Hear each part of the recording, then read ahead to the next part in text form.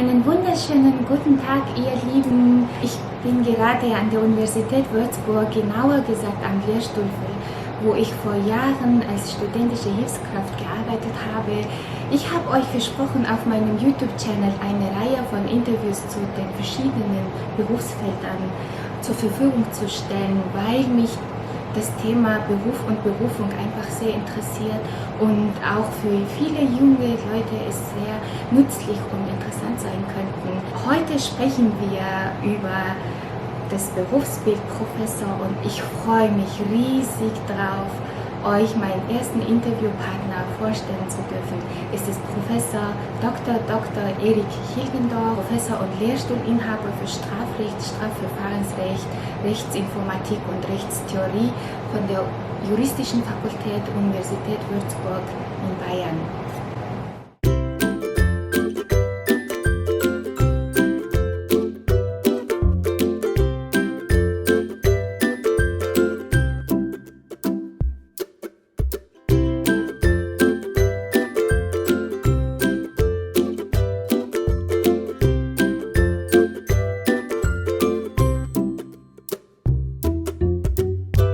Vielen Dank, Professor Hilgendorf, dass Sie meiner Einladung gefolgt sind. Es ist mir eine Ehre, Sie interviewen zu dürfen zum Berufsbild Professor. Und sicher freuen sich die junge Generation in der Mongolei auch, dass sie von Ihnen als echtes Beispiel etwas erfahren würden zu dem Beruf. Lass uns unser Gespräch anfangen mit dem Werdegang zum Professor. Wie wird man überhaupt ein Professor und wie sind Sie Professor geworden?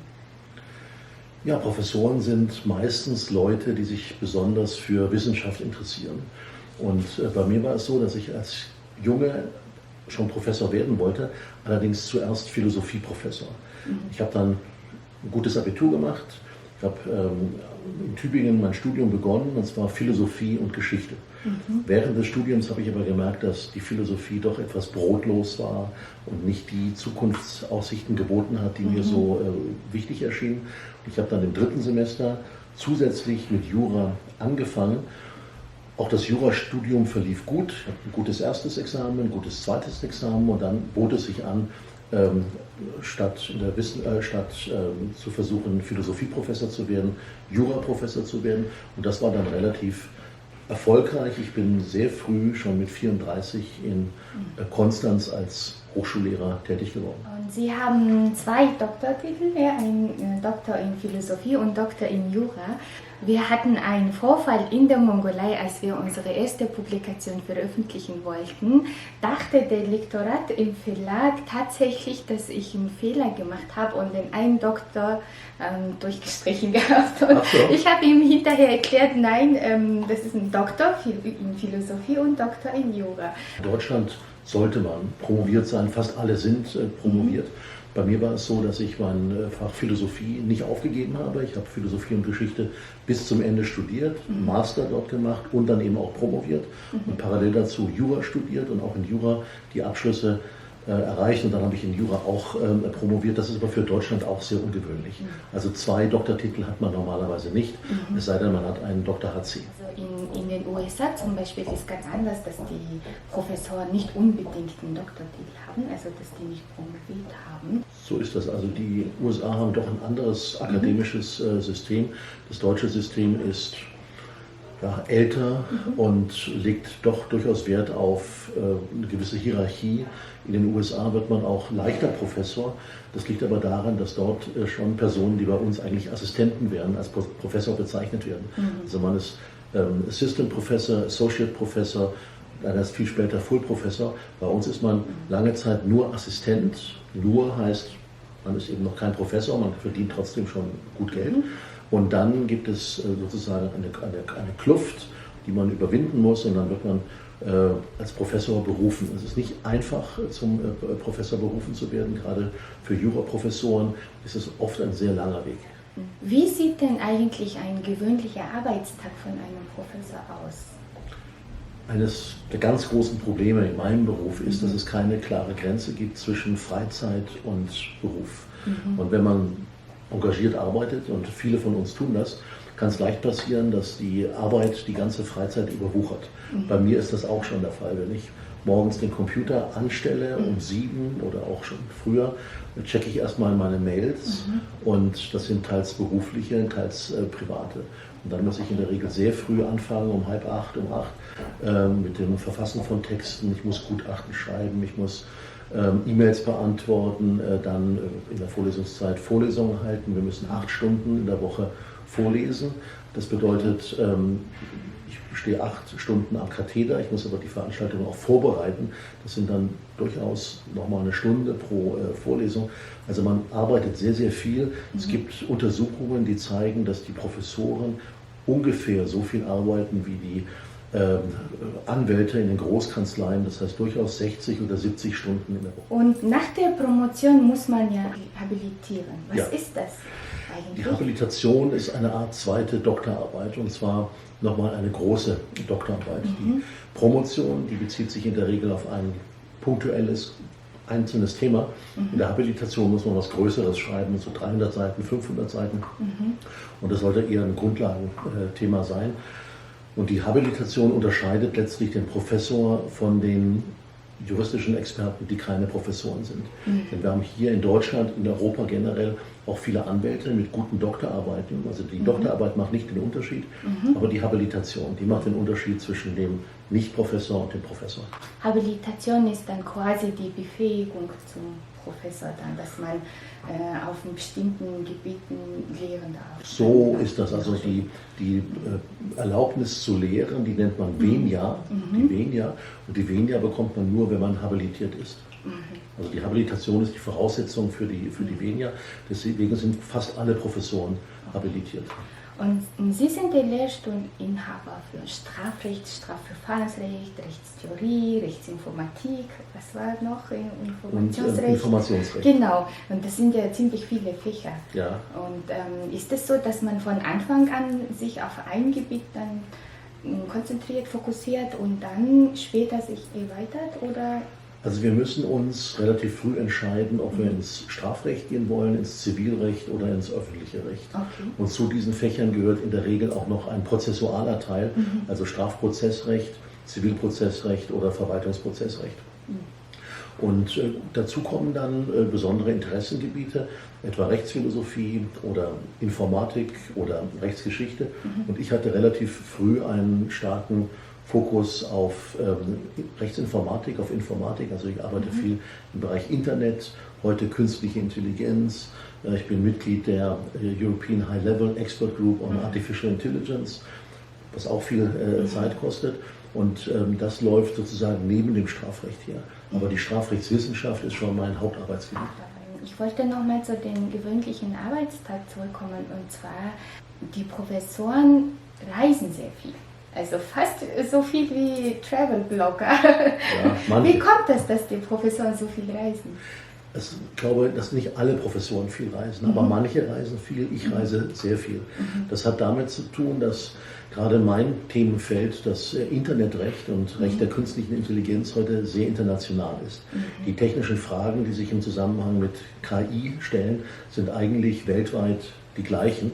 Und deswegen versuchen die Juristen auch weltweit zu ähnlichen Antworten zu kommen. Das heißt, man ist dann viel unterwegs, um seine Ergebnisse mit Kollegen aus den USA, aus China, aus der Mongolei, aus Japan, aus Korea und natürlich auch aus den europäischen Staaten zu vergleichen. Ich komme gerade aus Tiflis zurück, der Hauptstadt von Georgien. Da haben wir über Medizintechnik gesprochen. In Kürze reise ich nach USA, um entsprechend dort auch Vorträge zu halten. Und im November habe ich sogar noch einen Auftritt in Abu Dhabi und soll dort über die europäischen Arbeiten zur künstlichen Intelligenz berichten. Welche Eigenschaften muss man als Professor mit sich bringen? Muss man sehr viel so rätselig sein oder sehr viel gut reden können, Rhetorikkunst? Man sollte reden können, das spielt sicher eine große Rolle. Wir haben ja eigentlich zwei Aufgaben, Forschung und Lehre. Im Bereich Forschung geht es darum, das vorhandene Wissen zu erweitern. Also für Juristen bedeutet das, man muss Urteile analysieren, man muss Gesetze auslegen, man muss rechtspolitisch Vorschläge machen, Gesetze entwerfen.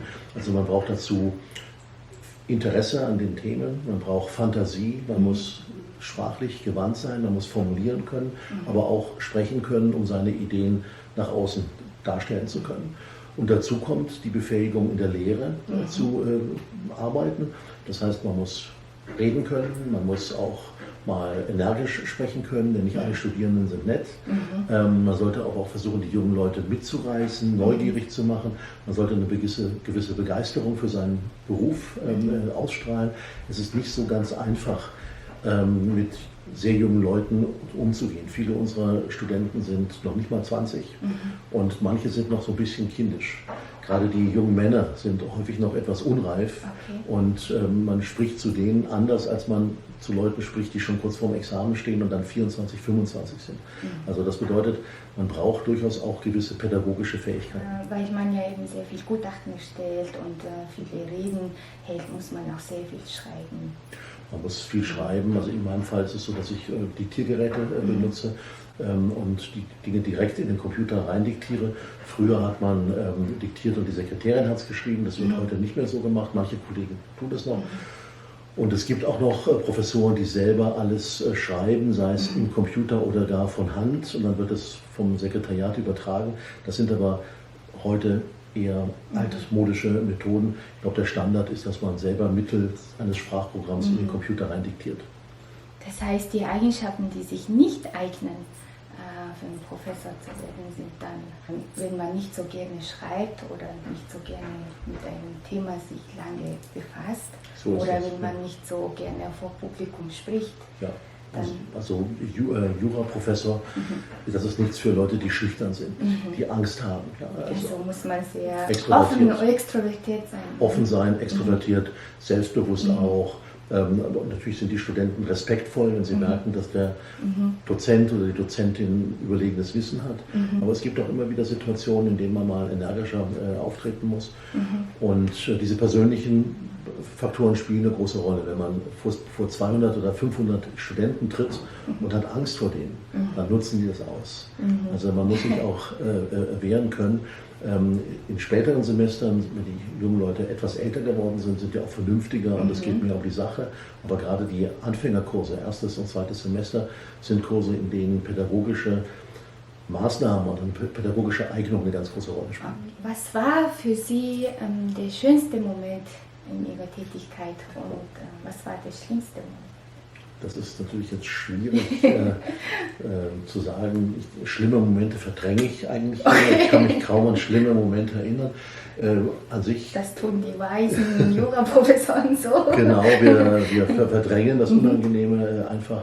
Also schlimme Momente sind etwa Momente, wenn man das Gefühl hat, man ist betrogen worden von irgendwelchen Studierenden oder Doktoranden, also diese Fälle. In welcher Form? So unterschleif bearbeiten. Also jemand schreibt bei mir eine Doktorarbeit und das stellt sich dann raus, die Person hat alles abgeschrieben. Okay.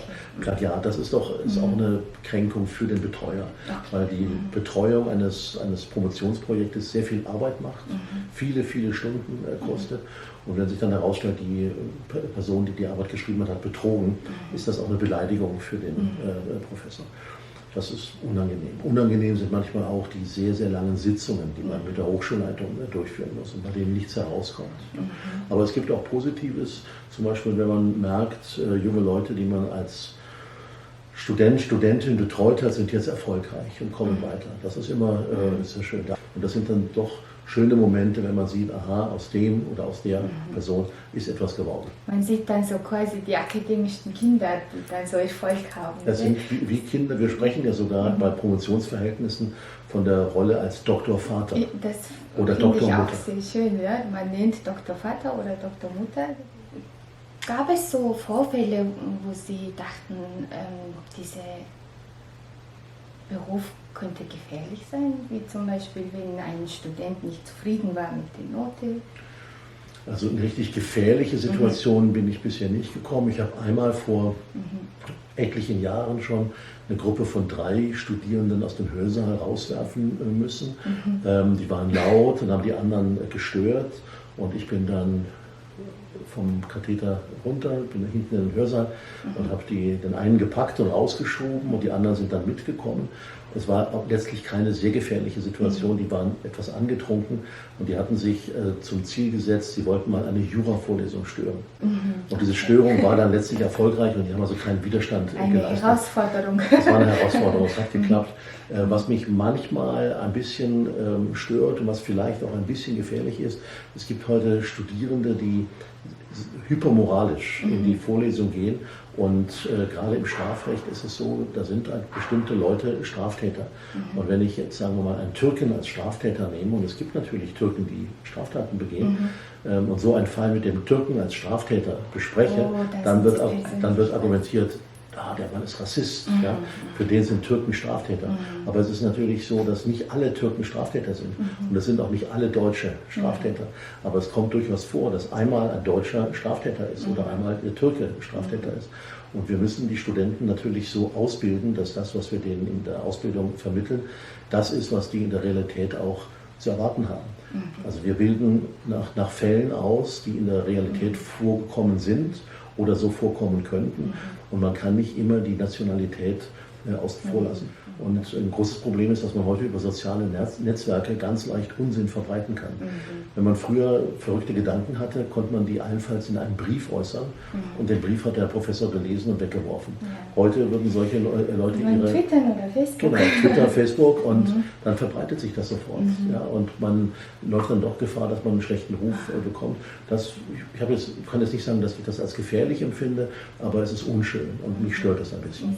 So, wie ist der Ansehen von Professor in der Gesellschaft? In Deutschland ist das Ansehen immer noch sehr hoch. Auch in der Schweiz, in Österreich, also in Mitteleuropa. Ich glaube auch in Italien ist es sehr hoch, in Frankreich. Bei uns zählt der Professor mehr als der Richter. Das hat auch historische Gründe. In den USA oder England ist es andersherum. Da ist der Richter wichtiger als der Professor. Aber unser sozialer Status ist sehr, sehr hoch, auch etwa gegenüber Anwälten. Ja, wir sind eine Berufsgruppe, die vom Status her hoch angesiedelt ist. Das Einkommen ist auch gut, also der Professor verdient mehr als die meisten Richter, auch mehr als die meisten Anwälte. Es gibt aber durchaus Anwälte in Großkanzleien, die deutlich mehr verdienen als die Professoren. Wenn jemand zum Beispiel überlegt, bevor man jetzt den Weg einschlägt, ein Professor zu werden, ob man mit dem Geld zurechtkommt, ob man damit die Familie ernähren kann, ob man eben seine Wünsche verwirklichen kann mit dem, was man verdient als Professor. Das auf jeden Fall, man verdient gut, man gehört sicher zu den 10% der am besten Verdienenden. Ja, also man ist wohlhabend, nicht reich, aber wohlhabend. Wer Professor wird, hat in der Regel sehr gute Staatsexamina. Solche Leute könnten auch in eine Großkanzlei gehen und dann 10.000 € Anfangsgehalt verdienen. Wenn man an die Hochschule geht und diesen Weg nicht einschlägt, zeigt das, man ist nicht nur am Geld interessiert, nicht vor allem am Geld interessiert. Aber wir werden schon im Großen und Ganzen ordentlich bezahlt. Man kann auch durch Gutachten oder Aufsätze Geld nebenbei zusätzlich verdienen. Aber mein Eindruck ist, dass fast alle Kolleginnen und Kollegen nicht primär finanziell interessiert sind. Also wer viel Geld verdienen wird oder möchte, der wird nicht Professor, der macht irgendwas anderes. Letztens für die Konferenz in den USA, es ging um Robotrecht, künstliche Intelligenz, und wenn man das googelt jetzt in deutscher Sprache, dann kommt nur noch ihr Name. Also so? Online-Präsenz ist wirklich auffällig, das ist dominant. Da taucht nur ein Name. Was sind Ihre Forschungsschwerpunkte momentan? Nun, ich arbeite viel in diesem Bereich, autonome Systeme, künstliche Intelligenz, Digitalisierung. Ich war lange Zeit für das Bundesverkehrsministerium tätig bei der Entwicklung der neuen Straßenverkehrsregeln für autonome Fahrzeuge. Die sind im Sommer 2017 erlassen worden und ich denke, die haben sich bewährt. Da habe ich also viel mitwirken dürfen. Ich bin, das hatte ich schon kurz erwähnt, Mitglied dieser europäischen High-Level Expert Group on Artificial Intelligence. Und wir haben jetzt verschiedene Vorschläge entwickelt, wie künstliche Intelligenz in Europa geregelt werden sollte. Die Vorstellung ist, dass es 3 Wege gibt: den amerikanischen, bei dem Unternehmen im Mittelpunkt stehen, den chinesischen, bei dem der Staat im Mittelpunkt steht, und der europäische, bei dem eben der einzelne Mensch, das Individuum, im Mittelpunkt stehen soll. Und ausgehend von dieser Idee soll auch das Rechtssystem entsprechend angepasst werden. Und diese europäischen Vorschläge werden weltweit zur Kenntnis genommen, interessiert gelesen, übersetzt. Und ich werde dann immer wieder auch mal gefragt, ob ich in ein anderes Land reise, um dort einen Vortrag zu halten. Also jetzt etwa nach Israel werde ich fahren, um dazu zu referieren. Das ist schon eines meiner Haupttätigkeitsfelder. Ich bin aber auch ganz traditionell unterwegs, gebe etwa ein größeres Handbuch des Strafrechts heraus, ganz ohne Digitalisierung. Es wird ein Werk mit 10 Bänden sein, und ich hoffe, dass es in 3 oder 4 Jahren abgeschlossen ist.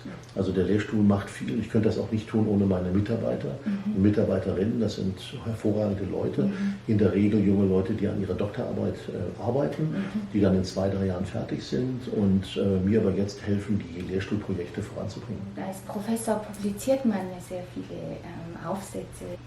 Sicher ist es nicht richtig zu fragen, wie viele haben Sie bis jetzt publiziert, weil man wahrscheinlich die Anzahl nicht mehr im Kopf hat, aber so ungefähr? Also ich denke mal, ich publiziere pro Jahr 5 bis 10 Aufsätze. Das ist schon relativ viele, und manches ist auch redundant, also manches überschneidet sich ein bisschen. Vieles ist aber auch ganz neu. Also ein sehr neues Thema für mich zurzeit ist eine Arbeit zur strafrechtlichen Bekämpfung des Antisemitismus in Europa. Da muss ich mich auch in vieles neu einlesen. So etwas ist immer wieder spannend und interessant. Es geht jetzt nicht um die Zahl der Publikationen, das ist nicht das Entscheidende, es geht um die Qualität. Und die hat unter anderem damit zu tun, wie stark solche Projekte dann auch aufgenommen werden. Also wenn man einen Text schreibt, der dann wirklich von den Ministerien gelesen wird, der der Gesetzgebung zugrunde gelegt wird, der in der Rechtsprechung zitiert wird, dann ist man als Hochschullehrer zufrieden. Wie viele Bücher haben Sie schon herausgebracht? Ich kenne die genaue Zahl gerade nicht, aber es dürften an die 25 Bücher sein. Manches natürlich in 2. Auflage, es kommen noch hinzu viele Übersetzungen. Also mich hat besonders gefreut, dass mein kleines Büchlein zum Medizinstrafrecht jetzt gerade in eine Vielzahl von Sprachen übersetzt wurde.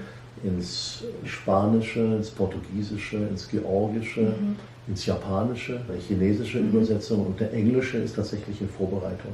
Also gerade die Gebiete, die ähnliche Probleme aufwerfen, die werden auch gerne in anderen Sprachen wahrgenommen. Und ja, das macht dann Spaß, wenn man sein Buch in einer Sprache vor sich sieht, die man zwar selber überhaupt nicht lesen kann, und man weiß aber doch, was da drin steht. Ist das von Ihnen? Das ist zum Beispiel von mir, das ist das Medizinstrafrecht, und zwar auf Japanisch. Einführung in das Medizinstrafrecht auf Japanisch. Ja, da sehe ich so, jeder kann, und da kann ich ein bisschen Japanisch. Man kann zwar nicht lesen. Genau, ich weiß, was drin steht. Natürlich hoffe ich, dass das Buch auch nochmal in die mongolische Sprache übersetzt wird. Bei uns in der Mongolei ist es so, dass man auch als Professor im Gericht jemanden vertreten darf, als Anwalt, als rechtlicher Beistand. Wie ist es in Deutschland? Soweit ich gehört habe, dürfen die Strafrechtsprofessoren im Gericht als Anwalt, als rechtlichen Beistand auftreten. So ist es. Also wir dürfen auftreten, wir müssen uns registrieren lassen, dürfen dann aber verteidigen. Wir dürfen auch Gutachten schreiben in bestimmten Fällen. Also ich habe jetzt gerade in einem Verfahren vor dem Deutschen Bundesverfassungsgericht die Klage mit vorbereitet. Ich verzichte aber darauf, direkt vor Gericht aufzutreten. Das können meistens die Praktiker besser, weil die da viel mehr Erfahrung haben. Aber so im Hintergrund mitwirken, das machen einige von uns. Und das ist oft auch ganz gut. Es gibt in Europa, gerade in Deutschland, zwischen der Theorie und der Praxis keine so großen Unterschiede. Man versucht immer gut zusammenzuarbeiten. Aber das ist nur im Strafrecht, nicht wahr? Weil die Zivilrechtsprofessoren dürfen zum Beispiel nicht als Anwälte die treten nicht auf, die können auch Gutachten schreiben, aber die können sich nicht als Anwalt registrieren lassen. Die müssten dann ihr Hochschullehramt ruhen lassen oder ganz quasi beiseite treten als Hochschullehrer, dann können sie als Anwalt tätig sein. Es ist sicher für die Mongolen, für die gerade Forschenden sehr interessant. Gibt es eine Möglichkeit hier am Lehrstuhl aus der Mongolei, einen jungen Dozent werdende Professor hier einen Forschungsaufenthalt hat? Und wenn, dann was sind die Voraussetzungen? Im Prinzip ist das möglich. Also wir freuen uns über jeden Kontakt und gerade junge Leute aus der Mongolei sind willkommen. Habt ihr gehört? Zu besprechen ist immer die Frage der Finanzierung und auch das Thema, das bearbeitet werden soll. Natürlich sollten bestimmte Sprachkenntnisse vorhanden sein, entweder Deutsch oder Englisch. Beim Thema kann man sich immer einigen. Auch die Finanzierung ist gar nicht so schwer. Es gibt die Hans-Seidel-Stiftung, die mongolischen Gastwissenschaftler betreut. Es gibt auch in Deutschland verschiedene Finanzierungsmöglichkeiten. Man kann außerdem versuchen, an dem Lehrstuhl selber eine Stelle zu übernehmen, die in der Regel nicht einen gesamten Aufenthalt trägt. Also man kann nicht so viel verdienen, dass man so viel verdient, dass man davon leben kann. Aber es ist doch ein gewisser Zuverdienst. Und insofern kann ich der am Lehrstuhl forscht und dabei ein bisschen was verdient dann. Genau. Und ich kann alle interessierten Damen und Herren nur auffordern, sich zu bewerben. Also wir freuen uns über junge Leute aus der Mongolei und sie sind alle willkommen. Eine große Chance, also Deutsch lernen und die Forschungsgebiete gut anschauen, welche Themen interessant sein könnten. Und was würden Sie den jungen Generationen mit auf den Weg geben, die jetzt gerade dabei sind, den Studiengang zu wählen oder sie sich gerade Gedanken machen, ob sie in die Richtung Lehre und Forschung zu gehen? Also wichtig ist, dass man das tut, was einem Spaß macht. Wenn man in die Wissenschaft gehen möchte, sollte man auch gehen. Man sollte mutig sein, man sollte energisch sein. Die Wissenschaft ist nichts für Faulenzer, aber auch nichts für Leute, die passiv bleiben. Man muss sich schon stark engagieren, um voranzukommen. Aber wenn man solche Charaktereigenschaften hat, ist es etwas, was Spaß machen kann, was Freude machen kann, was jung hält. Ja? Und ich kann alle nur ermuntern, die Hochschullaufbahn einzuschlagen. Herzlichen Dank, dass Sie sich Zeit genommen haben und sehr gerne. unseren Zuschauern was zum Berufsbild Professor erzählt haben. Es ist ja immer gut für die jungen Leute zu erfahren, wie der Alltag aussieht, wie die Ausbildung ist. Und vielen herzlichen Dank.